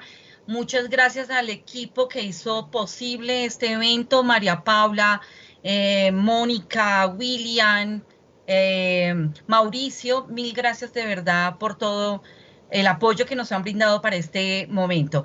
Nos vamos con situaciones de los procesos, hay que mirar las situaciones de los procesos de enseñanza, hay que mirar la didáctica como un campo de producción de conocimiento, hay que pensarse la didáctica desde la reflexión sobre la acción y desde una construcción colectiva. Yo me quedo con eso. Espero que ustedes también hayan podido quedarse con otros ítems que a mí o aspectos que a mí se me olvidan. Muchas gracias a todos, mil gracias por estar acá. Chao.